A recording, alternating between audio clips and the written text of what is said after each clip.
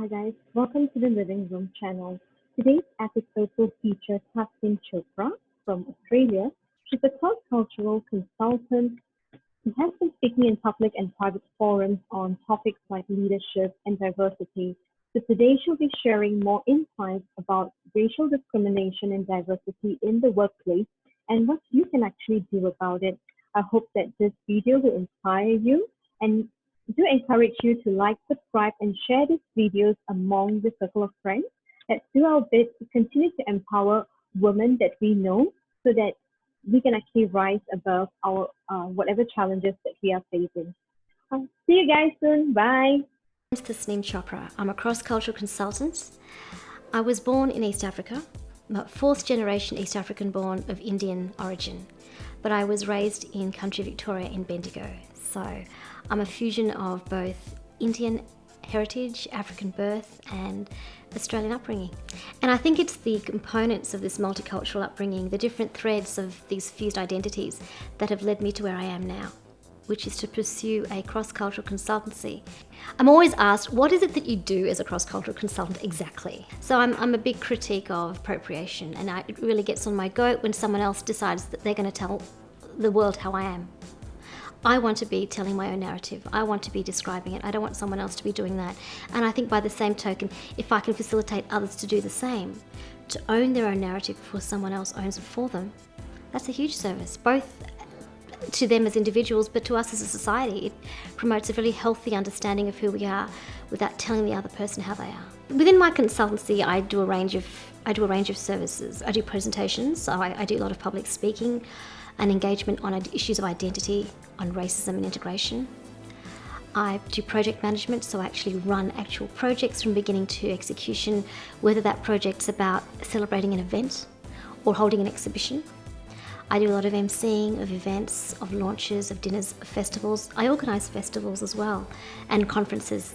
Again, I try to link in a lot of what I do thematically to issues about culture, race and identity, because to me these are areas which I have a lot of personal experience and proven capacity. If I can facilitate this exposure very strategically through proper engagement with right networking and support, there's just a wealth of education that this community could be availed to. And I really want to be a part of promoting arts, of educating communities, and about respecting our diverse and multicultural people, from respecting them in a way that brings forward some positive change. I'm really excited about it. Yeah, so I think getting to the point of knowing where you're at is, to be honest, is something that I probably only really worked out when I was about 40.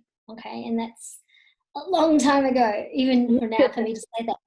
And having said that, I mean, I look at emerging leaders in the community here from Asian backgrounds and the like, and I see a lot of them have so much more self-assurance. They're so much more self-aware politically. I mean, talk about a woke generation. They teach me. So I think that capacity to realize who you are, respect your cultural differences, embrace what you bring to the table and not hide from it. And I can talk about that later. I think that is something that I'm really, I'm really motivated by seeing younger people take the lead on. That when I was their age, I had no idea, I had no clue, I had no role models. You don't see that anywhere else. But I think now I look around, I look at the work that I'm doing, and I'm just one of a handful. No, not a handful. I'm just a small fish in what I see as a sea of women who are activists, who are thought leaders, who are social change makers, who are going out there and paving the way forward for younger women to do the same, and it's exciting. Because I think it's based on our experiences. We're actually speaking from what we've encountered, and we are actually encouraging and educating younger women out there. Like, I think some of the stereotypes, right, affect self-esteem in some way. I think growing up, right, we fail to see, we kind of see ourselves as how society sees us, rather than embracing, ourselves as who we are. I think for the longest part, even growing up, for me, it was very hard for me to accept myself. Like, the color of my skin was really, really hard to accept. I think it's because of the stereotypes. Yeah. And then when you kind of like grow stronger and you embrace that, right, then I think you're able to handle that kind of stereotypes that come your way. How do you handle them? How do you handle them? So what I did was, I think I started to stick up for myself. I kind of brush it away. I think a lot of times is if you let them get to you, right, that's when half the battle is kind of lost, because when you let them get under your skin, you try to retaliate, and then you end up walking away worse than themselves. But if you kind of not respond at all, sometimes I don't respond to any of it, and sometimes if I hear them calling me names that are or labels on me, I choose not to respond at all. Right, Ms. Siobhan, who are you talking? Are you talking about work colleagues or just random people? I'm talking about mostly, I think, work colleagues. A lot of times it's work colleagues. I would pinpoint a particular race, I would say. I think I would pinpoint in terms of like where they are on that hierarchy level, especially if they are maybe like a manager level and all that. Sometimes I think they will put certain people down just to make sure that they are always like in that kind of subordinate way, so that I think they can manipulate it, even they can manipulate the person, and they can actually I don't know, I think it's more of a kind of technique that's been used. And that's why I've been reading a lot on topics like gaslighting and like, you know, projection and all that, and how that can be so subtle, that can be and deployed in some of this you know, workplaces and all that, and how they actually manipulate you. You know, the office culture and the office cultural politics is a really interesting beast. And I think for me, when I talk about diversity and inclusion in, I guess, in an Australian context, for the most part, what I'm talking to is really the kind of experiences minority cultures having to endure when they are the minority in a workspace. They're not the dominant group. You know, diversity in the workplace has many forms. There's gender, there's sexuality, there's ableism, there's age, and there's cultural diversity. What I'm finding is many of the times when we have diversity conversations about how to make the workforce more inclusive and diverse, people seem to stop at gender. Okay, for the longest time, that's always been the issue. And the counter response to that is gender is important, there's no doubt about it. But when you look at the profile of leadership, particularly in corporate, the corporate world, not only is it dominated by men, but when you finally do see diversity, cultural diversity enter those numbers, women are like 0.002%. So, and it's not that we lack the capacity. It's not that we lack the potential. Not that we lack the credentials. We just lack the opportunity. All right. Yes, and so shifting the mindset, shifting the way things have always been done by men in positions of power. That is the battle that we're having to contend with, and that is the battle that women from Asian backgrounds contend with within their cultures as well. Because, you know, we do have successful Asian men, we do, but how many of them are then making the way for, you know, the women in their community to come up? I've seen more progressive Anglo-Saxon leader males make way or step aside to make room for a woman of colour to come up than I have seen in the menfolk, which is, you know, I think it says volumes about understanding what equity is, understanding what equality brings to the table, and understanding that when you have voices at the decision-making table of an organisation that are representative of the community that you are serving, you're going to get a far better outcome. It's not rocket science, it really isn't. And it's fascinating that the organisations that have finally jumped onto the bandwagon of understanding true inclusion and diversity do so because, not just because it's the right thing to do, but because they realise there's a profit in it. And they're actually, the monetary and the fiscal gains of being inclusive actually outweigh the gains just by being monocultural. And they're like, you know what, this doesn't make any sense. But if we start mixing up A, the gender, B, the cultural diversity mix, we're going to increase our bottom line. So we should do it. And that's smart thinking. It's, you know, and often when you're doing these presentations, if you can't sell them on the ethical line, you can always sell them on the fiscal line, because dollars talk, right? Yeah. But Yeah, I think within, yeah, I think the glass ceiling or the bamboo ceiling, as we talk about it, is reinforced steel when it comes to changing politics within our cultural communities.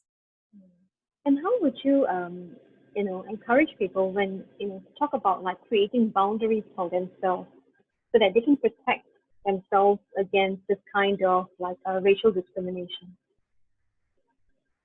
Form allyship. And I think um, I just had a call, yesterday. It's really interesting. I used to work in the social services sector, and a colleague of mine who I've not been in touch with for a while, she rang me up very stressed and said, "We have a situation at work where one of my colleagues, there's two Muslim women working for an organization that is all female, and it's a women's violence service, so that they deal with supporting women victims of violence. And there's two Muslim workers there, both of whom have been deliberately, apparently, targeted for either, I think, for fraudulent practices or for some work deficiencies, and they've been taken to task for it. And apparently, the basis for these accusations are apparently they're baseless, to put it this way. And they're feeling like they've got nowhere to go, they've got no support, because the entire management structure and the peers that they have are all looking the same, thinking the same, coming from the same, and they don't know where to go. They don't know who to turn to. So they're literally going outside of the organization to find allies, to find support, to find ideas. Like, how do we address what we can see as workplace discrimination and bullying and harassment? So I referred them to an industrial relations lawyer who specifically deal with people from diverse communities, as it turns out. And I think some of their best lawyers are men, and that Asian men, which is really interesting. They're going to pursue that and take it on. But I just thought it was interesting that they had to seek solace, or they had to seek agency and support from outside of their workplace because it wasn't safe enough. And I think that's probably not an uncommon scenario for a lot of women who feel very constrained, because if they speak out, we're always concerned about the repercussions. And when that's the scenario, that's precisely what those in control want us to feel. They want us to feel caged in, so that we just acquiesce and that we just follow their rule book and don't speak out. And I think I use the expression, they want you to stay in your lane. Because when you venture out of your lane, that's where growth happens. That's where opportunities happen, promotions, new thinking. You grow yourself, you grow professionally, and it's a wonderful thing to have if you're supported. If you're not supported to stay in your to step outside your lane, it's like a relationship. It can be really constricting and really unhealthy. So I would say, if you don't have support internally and you can't find allies within your network, seek them out elsewhere. Anonymity, we don't have to give out names and things. That you shared on bullying, and not having the proper support in the office. I think sometime back in my office, I encountered this situation where we had this female employee going to speak to my director, and he was actually screaming his head off at her for a mistake that she made. I mean, I can understand that, sometimes people need to be corrected for their behavior, but I didn't agree with the way it was done, because firstly, it was like in open context where everyone could see what was happening. It's so unprofessional. It's so professional. And secondly, as he was calling her all these names like, "You are so stupid," I can just imagine her just standing there, not reacting at all. I mean, it's really like, if you don't stand up for yourself, nobody will. And I really agree with you, because it starts from there. If you keep like allowing yourself to be subjugated, then you will not be open to any opportunities. You won't see any promotion, and then it will be a lifestyle where you feel like you're always drowning. And in so many ways, Siobhan, I think that kind of moment of power imbalance there. If you've got a supervisor yelling down to an employee, and first of all, there's the power dynamic, then there's the gender dynamic, then there's the cultural dynamic. And there's similarities between this and the Me Too movement, okay, where you have women who speak out against their oppressors or their abusers, because if they do, they won't be believed, they might lose their job, they're going to be name called, they don't want to take on the burden of filing a complaint because it's so traumatic. Who's going to believe them? His word against mine, he's more influential. So yeah, it's in that particular moment, it's really hard to and I sort of imagine, if that was me, what would I have done? And I probably would have just cowered, and I probably would have just, 20 years ago I would have. Now maybe I'll say something. And I think that comes with time. But in the absence of being able to fill that time gap, what we need policies. We need a collective of people who are behind these women. So they know next time that happens, if there is a next time, they can go and call Siobhan, they can call Tasneem and say, hey, this happened to me. What can I do? And even if it's just to talk about it, to get some support. And I would like to think that most progressive workplaces have, a human resource department that is progressive. But having said that, I know a lot of them don't. A lot of them toe the corporate line, and it becomes very frustrating, especially if human resources do not understand how incredibly fraught it is and difficult for women of colour to make those complaints. Human resources has that diversity lens. They don't get the nuance, they don't get the complexity of the struggle. And I think that's partly what the frustrations are for a lot of women of colour who are trying to advance in corporate worlds in the West, is to let human resources know, look, I don't have necessarily maybe the cultural makeup or the experience to be able to take on what I see as inappropriate behaviour, because I've been conditioned to just keep my chin up and to cop it on the chin. But in fact, we wouldn't want that for our kids, and men wouldn't tolerate that, but we're expected to. And I think that for human resources, right, sometimes they are not equipped to handle cases like this. That's one. And also, I think a lot of times topics like gender diversity and bullying, although we know that there's such things that's happening, sometimes I think the management doesn't take a proactive approach about it. Of course, they will say, yeah, we can send you to counseling, we'll try to do mediation. But at the same time, right, if it's coming from your management down, it's always at a topic of, like, not even a topic, it's always at what cost. So how can the management do this, right? At the same time, management can come up looking like, hey, you know what? I've done something. Yeah. I've resolved this. But you are not empowering the person who's downstairs, who's on that level, to stop this from constantly happening to them. Like, how can you boost your self-esteem? How can you help to increase their confidence? And I think that's why a lot of times, not only women of color, but a lot of women, right, who actually have experiences on, like, consecutively, they have that fear of opening up. They have this fear of, like, having the confidence to do something. They keep on second guessing themselves that if they're doing something right, and they will not be able to fully, optimize the potential that's in them. I agree. We are talking about this. I mean, I do agree that there's allies and all that, but what the whole idea of why I think I wanted to do this show is because I think women like ourselves, when we speak out, it will encourage and inspire other women to feel like, you know what, maybe I can take a stand for myself. Maybe I can also be like them and be vocal about my feelings. So in that stage, as they are moving up, right, as they're moving to stand up for themselves, I mean, is there any steps or anything that you feel like maybe they could start first? Like, where would be the best area they can start first? Well, I mean, I can talk from an Australian context. So in Victoria, there's this young woman entrepreneur. Her name is Winita Bonnie. I think she's a Sri Lankan background. I'm not sure if you've heard of Winnie, but she conceived of this idea, having been fed up with the frustrations of women of colour in corporate and all across different stratas. She decided to set up I guess it's an NGO platform for women of colour professionals called Colourful. And it's basically a collective of any woman who identifies as a woman of colour. And it's become like a LinkedIn and I guess if you've ever heard of Business Chicks, it's this model of women in the employment sector who are coming from diverse backgrounds who come together. and they support each other.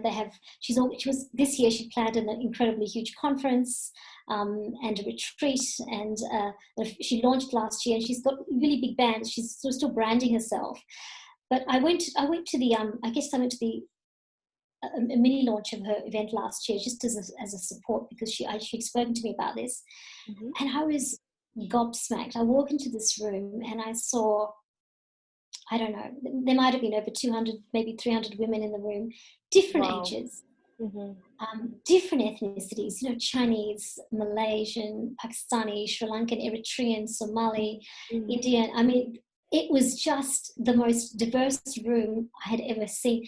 And for the first time in a long time, and I don't know, maybe you can relate to this, it was so rare to walk into a room and blend. Yes. And when you're not at some wedding, family wedding, but like when you're actually at a work event and you don't feel like the brown girl in the room, you feel like, and suddenly you think, oh my God, this is what white people feel like every time they go out. And suddenly this is what I'm feeling in this moment. And just the moment of that launch and seeing how many people were just hungry. They were hungry to be part of an event that celebrated their diversity as a beautiful asset. And it made them feel empowered and get on board. And of course, the young women were just out of sight. They were just energetic. And Winnie herself, you look at her and she's got so much energy.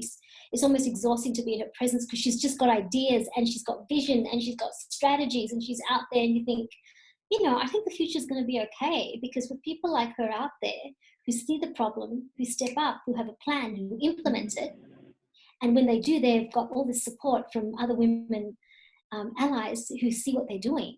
And what I was really keen to see is like, how are white women going to try to appropriate this? And she's kept it. This is a diverse portfolio for diverse women. This is run by them, for them, and about them. So you don't feel like it's a tokenistic measure of some wider group that has got their imprimatur on it. This is really about these women owning that space. And there's some sovereignty in knowing that, you're having someone who's like you speak for you. I'm hearing from colleagues in the academic sector who've been overlooked, harassed, who've been name called within the department by their colleagues. This is an academic organisation. So we're talking about educated people, professional people, singling out Black women, women of colour, looking them over for advancement, etc., etc. And she's saying, enough is enough. What are we going to do? We have so many of us out there. I said, sometimes the first step to a revolution is to collect. Okay, so get together. But those women that are accessing it and the women that are succeeding are overwhelmingly women of colour. Let's get them on board. Let's find traction in our allies who have those capacities. In business, we know what we're doing.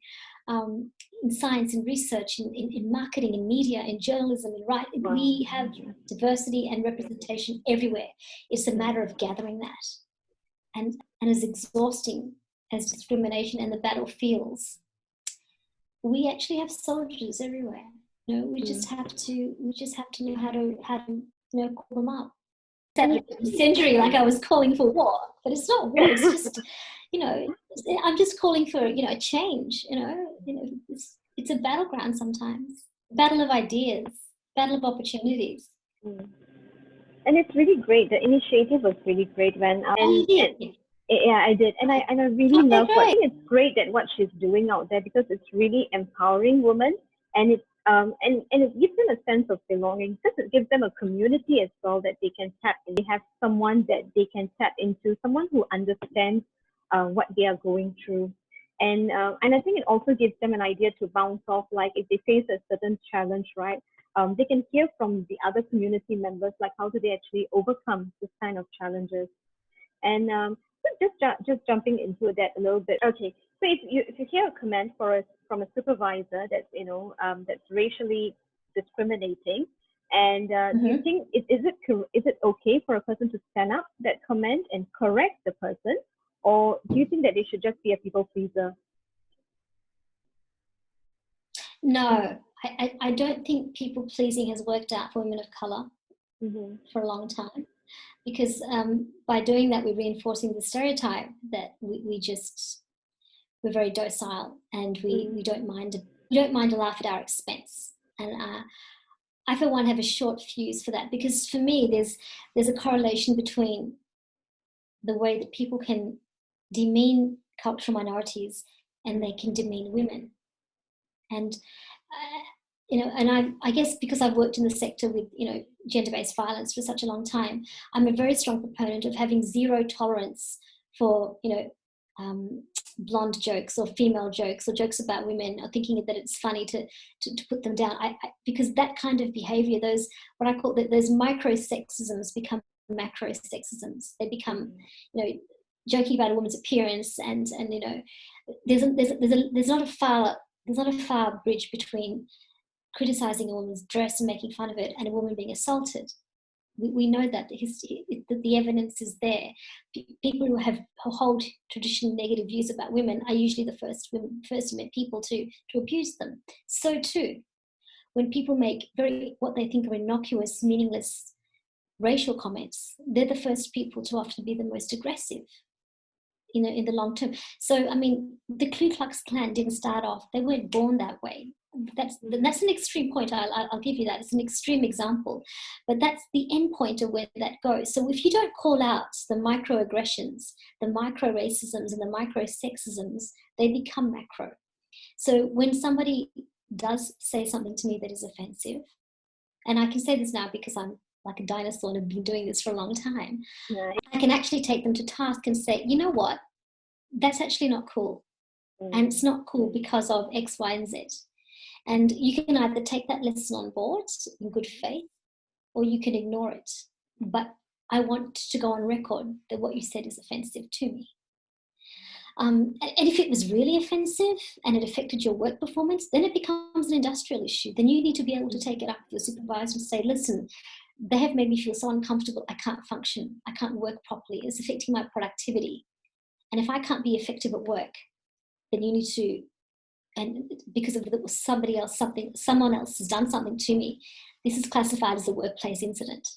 Now, if I had tripped over my chair, or a bookcase had fallen on me, you'd all be saying, oh, occupational health and safety, we must pull out the rule book and make sure that that you're taken care of, because that's our obligation as an employer. Just because a bookshelf didn't fall on me doesn't in any way mean a racial slur is less damaging. So we weight things differently because historically we're not supposed to say anything, but that time has changed. This is 2020. We can call things out because we should have zero tolerance for sexism, for racism, for homophobia, for all those transgressions that maybe 20, 30, 40 years ago we laughed at them, but now we know it costs people lives, it costs people jobs, and most important, the mental health impact of this kind of abuse is in the billions, so the trillions of dollars if you look at it globally, what women are having to just put up with and then go home and deal with more. So yeah, enough is enough. I wouldn't let it slide. I would call it up with the person. I would call it up with the person who said it. Do it nicely. If that's your way, do it nicely. And if you don't have the courage to, go through your department lead and do it. But definitely put it on record, because if it's not on record, in the long term, that can be really hard to then follow up with. And I think going back on your journey, right? I can see, from the way you speak, how passionate you are. That that there must be a lot of things that happen along the way to actually make you into what you are today. And was there a turnaround in your life that actually caused this transformation, that actually caused you to wake up to the idea and say, no, you know what, I'm going to put a stop to this. And what were the steps that you took personally to bring about that change in your life? I think it was really just hearing about, for the most part, I think it was hearing about the traumas of people that I know and colleagues that I know. And even though I am dark skinned and I do cover my head and I grew up in white Australia, I think the experiences that I've had of discrimination are far less than some of my close friends. For example, those from African communities, or those who are wearing a full hijab, or from Arab backgrounds, or his name's Muhammad or whatever. I've seen what they've gone through, and I'm just riled up. I'm riled up and incredulous that somebody that I know could have been spat on, could have been pushed in a shopping centre, could have been forced to the ground, could have had death threats, had rape threats. These are women like myself who've grown up here, who've schooled here, who've worked here, who might make a conscious choice to dress in a way that identifies their faith, for example. But when I see what they've had to, the repercussions of what they've had to endure, I mean, I get very incensed by that. And I think I've always had a strong, even since childhood, I've had a very strong, inclination towards social justice issues and injustices. And what can I do about it? That whole, can one person make a difference kind of thing. And, I guess from a very early age, I was always an agitator.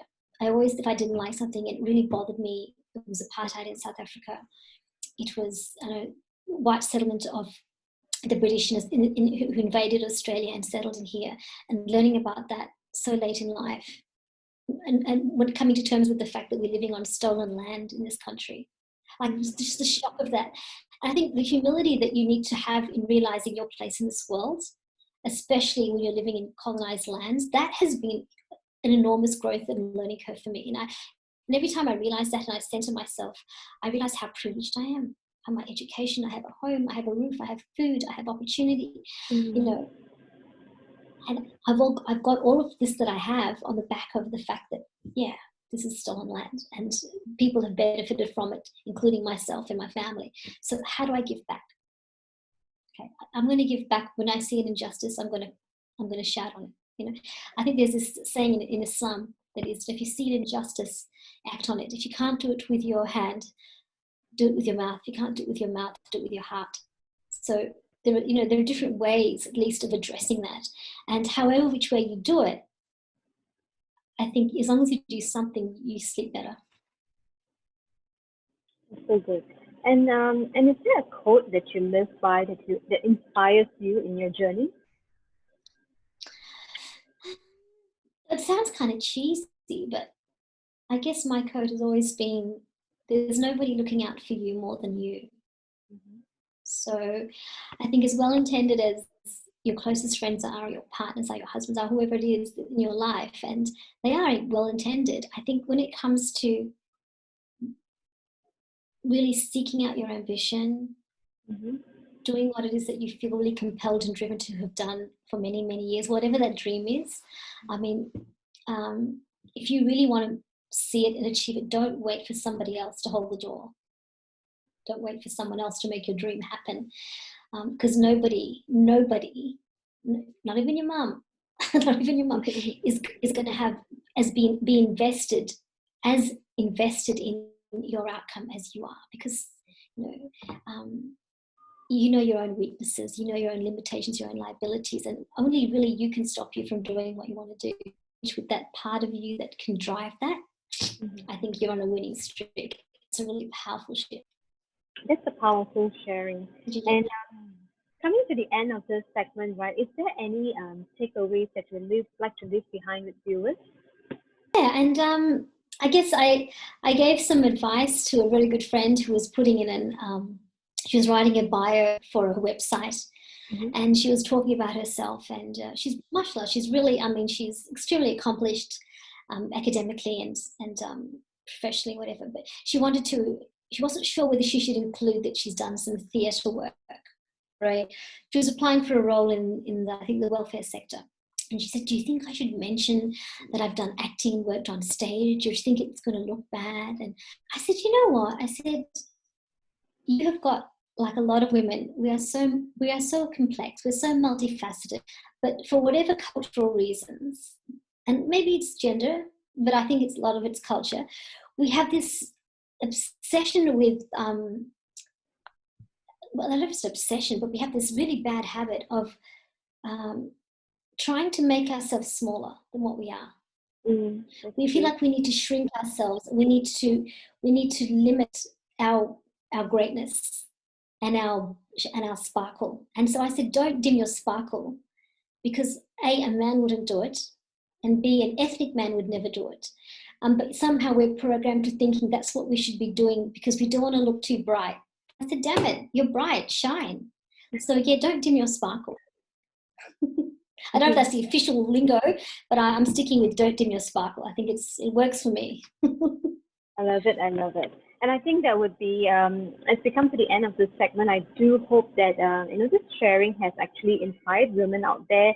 And some of the takeaways even I took from is really to stand up for yourself and to be bold. And I do agree on the last point that sometimes we kind of minimize all the talents that we have just to make sure that, that we are perceived in a more professional light, or we are perceived in a certain way that people will take us more seriously. But I think every one of our experiences, every talent actually contributes to our personality, it's who we are, and we should be like, afraid or ashamed to show that to the world that this is who I am. Sparkle. Yeah, sparkle. That's the hashtag for today. Don't give me a sparkle. Don't give me a sparkle. Let it shine. Nice. Thanks so much, Tasneem, for being on this show. I really enjoyed this section, and I really and I feel that people who hear this, right, they will be really encouraged and motivated. And we'll share Tasneem's bio in the YouTube channel and on the other social media platforms, so people can actually go and look at your work, your resources, to see what you've done there as well. Thanks, Siobhan. It's been fun. I've really enjoyed it. All right, then. Thanks so much, viewers, for watching, and see you again in the next episode of Living Room. Bye, Tasneem.